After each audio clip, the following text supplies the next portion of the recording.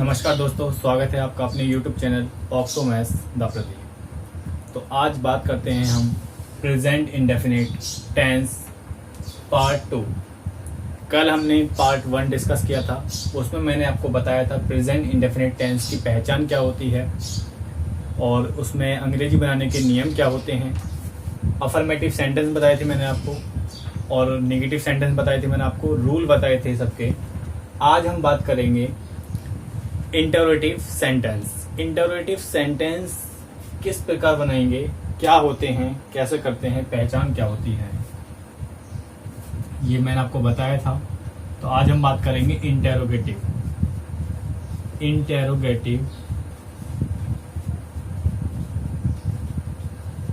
Sentence की, यानी कि प्रश्नवाचक वाक्य। प्रश्नवाचक वाक्य इंटरोगेटिव सेंटेंस। तो क्या है, किस तरह से है, रूल मैंने आपको बताया था कल। क्या होता है, डू और डज प्लस सब्जेक्ट ब्रैकेट में नोट प्लस वर्ब की first form plus object and question mark. ये क्वेश्चन मार्क जरूर आता है इंटरोगेटिव सेंटेंस के लास्ट में। एग्जाम्पल लेते हैं इसका। एग्जाम्पल क्या होता है, जैसे मैं कह देता हूँ, कल जो सेंटेंस लिया था मैंने, राम खाना खाता है, उसी के बिहाफ पर हम यहाँ पे इंटरोगेटिव सेंटेंस ले लेते हैं। मैंने बोला, क्या राम खाना खाता है। देखिए, आपको रटने की जरूरत नहीं है कि फर्स्ट टाइप इंटरोगेटिव है, सेकंड टाइप इंटरोगेटिव। आप यहाँ पे खुद जज कर सकते हैं। यहाँ पे क्वेश्चन क्या गया, आपसे प्रश्न पूछा गया है, क्या राम खाना खाता है। आप खुद सपोज कीजिए कि आपसे अगर कोई क्वेश्चन पूछता है कि क्या राम खाना खाता है, तो आपका उत्तर क्या हो सकता है। आपका आंसर यही हो सकता है, या तो यस राम खाना खाता है, या फिर नो कि राम खाना नहीं खाता है। दो ही आंसर बनेंगे आपके, या तो यस बनेगा या फिर नो बनेगा। तो यस या नो में जब आंसर इसका पॉसिबल है तो ये फर्स्ट टाइप इंटरोगेटिव हो जाएगा। और फर्स्ट टाइप इंटरोगेटिव का मैंने रूल आपको यहाँ लिख दिया है। इसी रूल को यहाँ पर लगाएंगे, फॉलो करेंगे इसी को, और इसकी इंग्लिश बनाएंगे। अच्छा, अब बात करते हैं इंग्लिश बनाने के लिए कैसे। सबसे पहले डू और डज में से यहाँ पे क्या लगाएंगे। मैंने आपको बताया था कि डू आता है जब सब्जेक्ट सिंगुलर होता है। डू तब आएगा जब सब्जेक्ट सिंगुलर हो, सॉरी, सब्जेक्ट जब प्लूरल होता है तब हम डू लगाते हैं, और सब्जेक्ट जब सिंगुलर होता है तब हम डज लगाते हैं।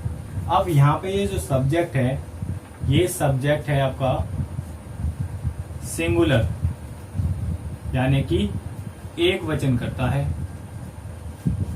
जब एक वचन है तो यहाँ पे क्या लगाएंगे, डू डज लगाएंगे। क्या लगाएंगे, डज। डज लगा दिया, इसके बाद सब्जेक्ट। सब्जेक्ट यहाँ पर क्या है, सब्जेक्ट है राम, सब्जेक्ट राम आएगा। इसके बाद यहाँ मैंने ब्रैकेट में लिखा है नॉट।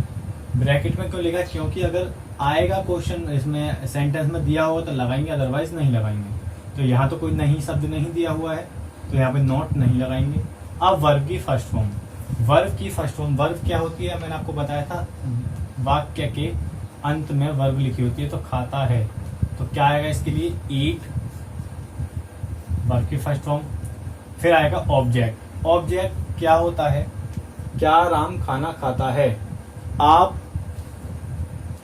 यहाँ मुझे बताइए कि ऑब्जेक्ट यहाँ पर क्या होगा। तो क्या बच रहा है आपको, यहाँ पर खाना ही बच रहा है, तो यही आपका ऑब्जेक्ट हो जाएगा। तो द फूड, द फूड। तो क्या हो जाएगा, does Ram eat the food, does Ram eat the food. Second example ले लेते हैं। मैं कहता हूं, क्या वे घूमने नहीं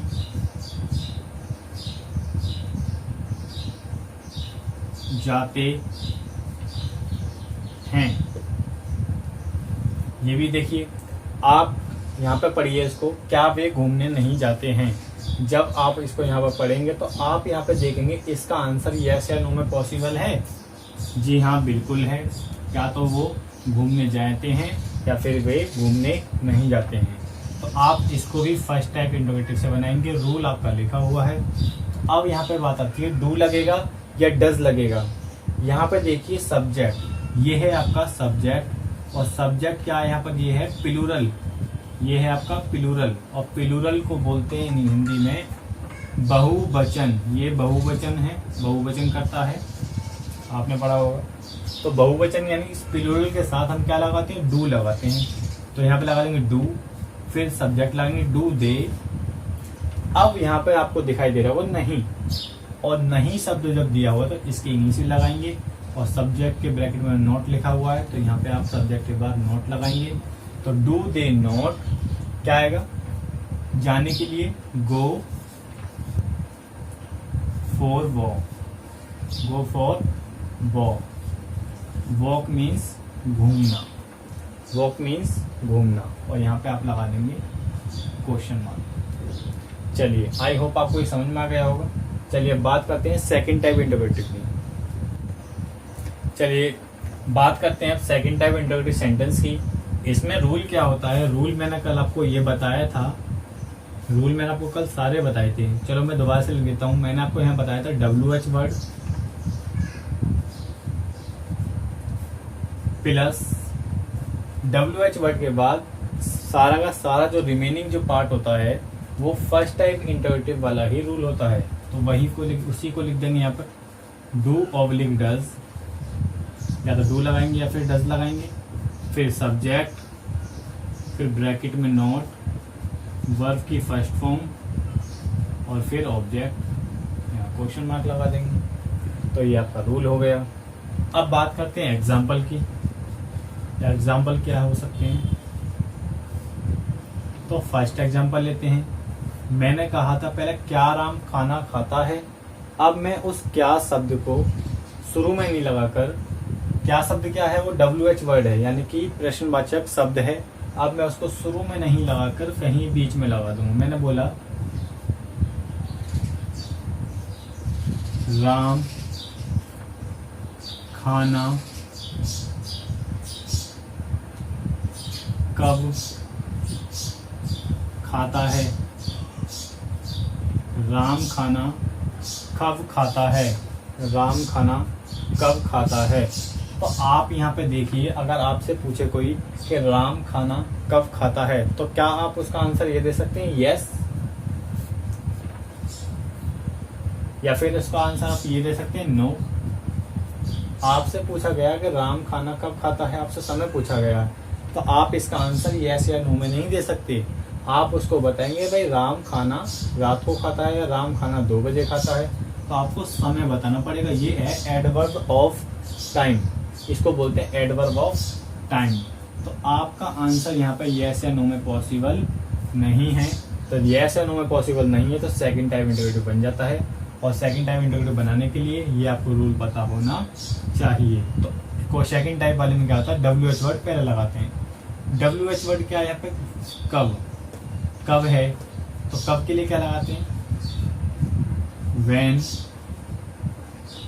अब डू लगाएंगे डज लगाएंगे, भाई राम की बात हो रही है, डू नहीं लगा सकते, डज लगाएंगे क्योंकि राम क्या है, सिंगुलर है। तो राम, डज के बाद राम, और नहीं तो आएगा नहीं, इसमें नॉट तो नहीं लगेगा। when डज राम, यहाँ तक हो गया। वर्ब की फर्स्ट फॉर्म ईट, फिर object the food, question mark, ये आपका सेंटेंस बन गया। चलिए सेकंड क्वेश्चन लेते हैं, सेकंड एग्जांपल लेते हैं। मैंने कहा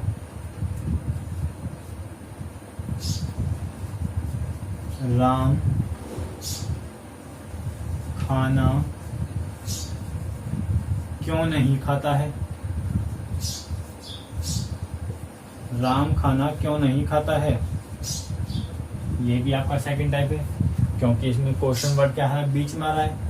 जब भी आपका क्वेश्चन वर्ड प्रश्नवाचक शब्द आपका बीच में आएगा तो सेकंड टाइप बन जाता है। तो उस सेकंड जो सी क्वेश्चन वर्ड की प्रश्नवाचक शब्द की इंग्लिश पहले लगाते हैं, तो क्यों का क्या आएगा, वाई, फिर डू लगेगा डज लगेगा, भाई राम है तो जाहिर सी बात है डज लगेगा, वाई डज राम। अब यहाँ पे नहीं शब्द भी आ रहा है तो सब्जेक्ट के बाद क्या लगेगा, नॉट, राम क्या है सब्जेक्ट है, सब्जेक्ट के बाद नॉट लग गया, फिर वही वर्ब की फर्स्ट फॉर्म ईट, और फिर ऑब्जेक्ट द फूड। ये आपका इस प्रकार से सेकंड टाइप इंटरप्रेटिव कंप्लीट हुआ। बाकी आप इस पर मोर क्वेश्चन की प्रैक्टिस करेंगे, जितनी ज़्यादा प्रैक्टिस करेंगे इतनी ज़्यादा क्लियरिटी आएगी। चलिए बात करते हैं प्रेजेंट कंटिन्यूअस टेंस की। तो प्रेजेंट कंटिन्यूअस टेंस आपका सेकंड टेंस है आपका। प्रेजेंट में ही मैंने आपको बताया था 4 प्रकार के होते हैं, present definite, present continuous, present perfect और प्रेजेंट परफेक्ट कंटिन्यूअस। तो सेकंड टाइप वाला हम सेकंड टेंस हम पढ़ रहे हैं, present continuous tense, present continuous tense. तो इसकी पहचान क्या होती है, कैसे पहचान करेंगे प्रेजेंट कंटिन्यूअस टेंस की, कौन से प्रेजेंट कंटिन्यूअस टेंस हैं। तो इसकी होती है हिंदी वाक्यों की क्रिया के अंत में रहा है, रही है, रही हो, रही हूँ, रहा हूँ, रहे हो आदि शब्द आते हैं, वो प्रेजेंट कंटिन्यूअस टेंस कहलाते हैं, उनकी ये पहचान होगी। तो अंग्रेजी बनाने के लिए नियम क्या होते हैं, इसके क्या रूल होते हैं अंग्रेजी। अच्छा पहले आपको उदाहरण बता देता हूं मैं, एग्जाम्पल बता देता हूं। जैसे मैंने कहा राम खाना खा रहा है। देखिए मैं बार बार इस राम के नाम राम वाले सेंटेंस को ही क्यों लिख रहा हूँ, क्योंकि सेंटेंस में नहीं बदल रहा हूँ, क्योंकि सेंटेंस तो हम कोई भी ले सकते हैं। मैं कहता हूँ गीता गाना गा रही है या मोर बाग में नाच रहे हैं, कुछ भी ले सकते हैं, लेकिन मैं सेंटेंस एक ही क्यों ले रहा हूँ, क्योंकि मैं उसके अंदर जैसे जैसे मैं टेंस चेंज कर रहा हूँ उसी के अंदर थोड़ा थोड़ा चेंज कर रहा हूँ, ताकि आप इस सेंटेंस को पीछे वाले से को रिलेट करके आप इसको बेहतर तरीके से समझ सकें। तो राम खाना खा रहा है, जैसे मैंने कहा माता जी खाना खिला रही हैं, खिला रही हैं। तो आप यहाँ पे देख रहे होंगे वाक्य हिंदी वाक्य हैं, हिंदी वाक्य क्रिया के अंत में क्या रहा है, खा रहा है, रहा है आ रहा है, खिला रही है ये आ रहा है।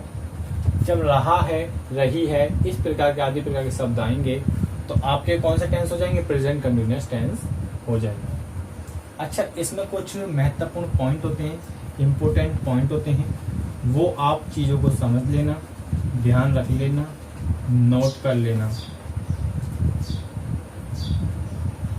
यदि सब्जेक्ट मीन्स कर्ता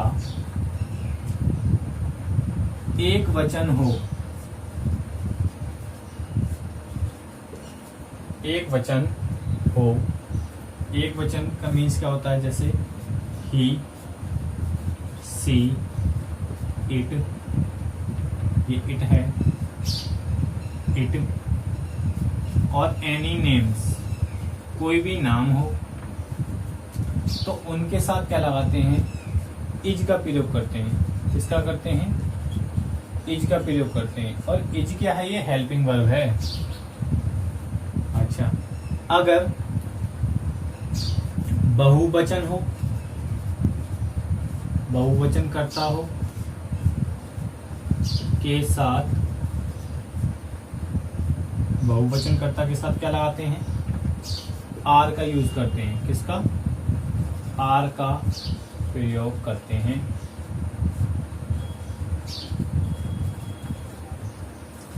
और सब्जेक्ट आई के साथ कर्ता मैं, ये मैं डबल मात्रा वाला है, मैं आई वाला है, यानी आई के साथ किसका करते हैं, एम का प्रयोग करते हैं। किसका करते हैं, हेल्पिंग वर्ब एम का प्रयोग करते हैं। तो आपको ये समझ आ गया होगा। यदि सब्जेक्ट आपका सिंगुलर होगा, ही, सी, इट या एनी नेम्स होगा तो उसके लिए हेल्पिंग वर्ब इज का प्रयोग करेंगे। बहुवचन करता है, प्लूरल सब्जेक्ट होगा तो उसके साथ आर का प्रयोग करेंगे, और करता आई या मैं के साथ एम का प्रयोग करेंगे। बात करते हैं अब अंग्रेजी बनाने के लिए जो कुछ नियम होते हैं, रूल होते हैं। तो मैं एक तरफ लिख लिया मैंने अफर्मेटिव सेंटेंस, यानी कि इसको बोलते हैं सकारात्मक वाक्य। एक तरफ लिखा है मैंने नेगेटिव सेंटेंस, इसको बोलते हैं नकारात्मक वाक्य। इनके मैं रूल लिख देता हूं। रूल क्या होता है, subject plus is am are, verb की तो फर्स्ट फॉर्म लगती है और इसी में ही वर्ब की फर्स्ट फॉर्म में ही आईएनजी जोड़ देते हैं और फिर यहाँ लगाते हैं ऑब्जेक्ट और या फिर फुल स्टॉप। इसका रूल क्या होता है भाई, नेगेटिव है तो नेगेटिव में नॉट लग जाएगा बस। नॉट कहाँ लगता है ये आपको पता होना चाहिए। नॉट हमेशा लगता है हेल्पिंग वर्ब के बाद। तो subject plus is am are plus not plus verb की फर्स्ट फॉर्म में आईएनजी जोड़ देंगे प्लस ऑब्जेक्ट। ये आपके रूल हो गए। अब यहाँ पे एग्जाम्पल ले लेते हैं। मैंने कहा राम खाना खा रहा है। इसमें मैंने लिखा राम खाना नहीं खा रहा है। तो अब इनको बनाने के लिए आपको कोई ज़्यादा दिक्कतें नहीं हो रही होंगी, तो क्योंकि ऊपर रूल लिखा हुआ है, फॉर्मूला लिखा हुआ है, उसी को अप्लाई कर देंगे। सब्जेक्ट का यहाँ पर राम है तो राम क्या सिंगुलर नेम है, नेम के साथ मैंने क्या बताया था आपको, इज लगाते हैं हेल्पिंग वर्ब।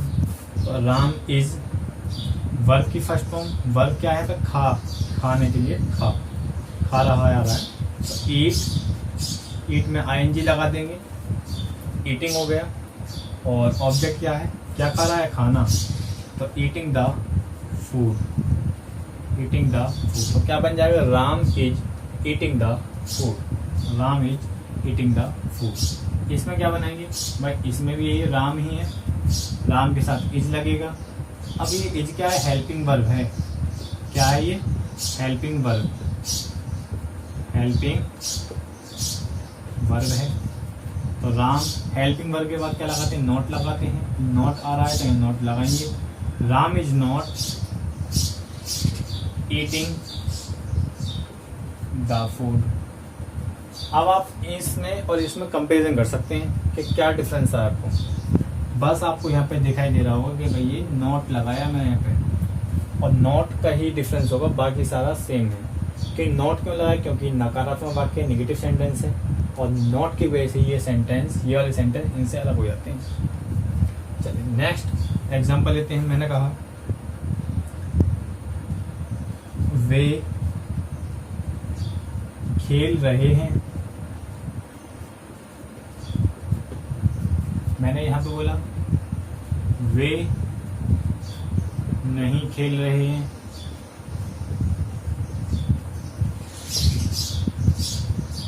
तो इसमें आपको दिख रहा होगा वे के लिए क्या लगाते हैं, दे लगाते हैं। दे क्या है, प्लूरल सब्जेक्ट है, तो प्लूरल के लिए क्या लगाते हैं, आर लगाते हैं। They are playing. बस इसमें नहीं शब्द आ गया और नहीं के लिए क्या लगाते हैं, नॉट लगाते हैं। तो दे आर नॉट प्लेइंग। अब आप इसमें देख सकते हैं भाई क्या चेंजेस आ रहा है इसमें, बस ओनली नॉट का है। और नॉट क्यों है कि नेगेटिव की वजह से नॉट है, बाकी सारा सेम है। चलिए अब बात करते हैं नेक्स्ट सेंटेंस हमारा फर्स्ट टाइप इंटरोगेटिव सेंटेंस और second type interrogative sentence. First type interrogative sentence वही होते हैं यहाँ पे। फर्स्ट टाइप इंटरोगेटिव सेंटेंस कुछ नहीं है। फर्स्ट टाइप इंटरोगेटिव सेंटेंस हम उन्हीं को बोलते हैं जिसका आंसर येस या नो में पॉसिबल होता है। और सेकंड टाइप इंटरोगेटिव क्यों बोल देते हैं? जिनका आंसर यस और नो में पॉसिबल नहीं होता है। चलिए अब रूल की बात कर लेते हैं। रूल क्या होता है इनका? रूल ये होता है, इनमें हेल्पिंग वर्ब पहले आती है, is, am, are plus subject, bracket में नॉट लगाएंगे, पता है आपको ब्रैकेट में क्यों लगाते हैं, बता रखा है मैंने, प्लस वर्ब की फर्स्ट फॉर्म में आईएनजी और प्लस ऑब्जेक्ट और फिर क्वेश्चन मार्क। यहाँ पे भी रूल क्या होगा आपको पता है, सेकंड टाइप में क्या था, WH वर्ड पहले लगाते हैं, इसको क्वेश्चन वर्ड भी बोल देते हैं, क्वेश्चन वर्ड भी बोल देते हैं, इसको WH वर्ड भी बोल देते हैं। तो क्वेश्चन वर्ड या WH word plus helping verb is, am, are plus subject plus subject bracket में नॉट, सब्जेक्ट ब्रैकेट में नॉट प्लस वर्ब की फर्स्ट फॉर्म में आईएनजी प्लस ऑब्जेक्ट और क्वेश्चन मार्क। ये आपका रूल हो गया। अब यहाँ पे लेते हैं एग्जाम्पल की बात। एग्जाम्पल क्या लेते हैं? मैंने बोला क्या राम खाना नहीं खा रहा है? क्या राम खाना नहीं खा रहा है? और मैंने यहाँ पे सेंटेंस लिया एग्जाम्पल, राम खाना क्यों खा रहा है? राम खाना क्यों खा रहा है? भाई यहाँ पे तो क्या है, राम खाना नहीं खा रहा है, तो राम खाना नहीं है तो खिलाओ उसे। और यहाँ पे क्या है, राम खाना क्यों खा रहा है, और क्यों खा रहा है तो छीन लो। चलो भाई अब कैसे करेंगे इसको?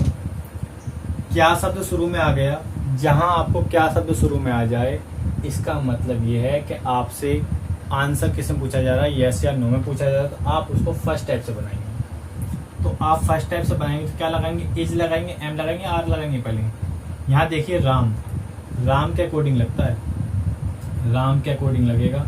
और राम क्या है, सिंगुलर है, तो सिंगुलर के साथ क्या लगाते हैं, इज लगाते हैं, इज, फिर सब्जेक्ट राम, नोट तो नोट है इसमें, नोट लगाएंगे, इज राम नोट, वर्ब की फर्स्ट फॉर्म, खाने के लिए क्या लगाते हैं, ईट, और ईट में आईएनजी जोड़ देंगे, ईटिंग, और फिर वर्ब की फर्स्ट फॉर्म आईएनजी, फिर ऑब्जेक्ट ईटिंग द फूड। ये आपका इस प्रकार से बन गया। आप इसको कैसे बनाएंगे? आप यहाँ पे क्वेश्चन वर्ड क्या है, बीच में है, जहां पे भी आपका क्वेश्चन वर्ड बीच में होगा, बशर्ते वो क्या ही क्यों ना हो, अगर यहाँ पे क्या भी बीच में आ जाता तो तब भी आपका सेकंड टाइप इंटरोगेटिव भी होता। तब आप उसको कैसे बनाते, तो उसकी इंग्लिश पहले लिखेंगे, क्वेश्चन वर्ड की इंग्लिश पहले लिखेंगे, तो वाई, फिर इज, इज क्यों लगाया, क्योंकि राम की वजह से। अब इसे नहीं शब्द तो नहीं है, क्योंकि फिर यहाँ पे नहीं है, तो यहाँ पे क्या नोट नहीं लगाएंगे, इज वाई इज राम, ईट में आईएनजी जोड़ देंगे, ईटिंग द फूड। अब मुझे लगता है कि आपको इतनी डिटेल में बार बार बताने की जरूरत नहीं है, आपको समझ में आ गया होगा। चलिए ये आपको समझ में आ गया होगा, तो आज आपका यहीं पर क्लास ओवर होती है। प्रेजेंट कंटिन्यूअस टेंस आपके यहाँ पर समाप्त होते हैं। कल हम बात करेंगे प्रेजेंट परफेक्ट कंटिन्यूअस टेंस की। कल हम उनके सारे रूल पढ़ेंगे, सारे पढ़ेंगे। तो आज की वीडियो आपको कैसी लगी, क्लास आपको कैसी लगी, आपको कितनी अच्छे समझ में आई और कितनी अच्छे समझ में नहीं आई, क्या चीज़ समझ में नहीं आई, ये चीज़ आप कमेंट बॉक्स में ज़रूर कमेंट करके बताएं। And thanks for watching my video. Like करना ना भूलें।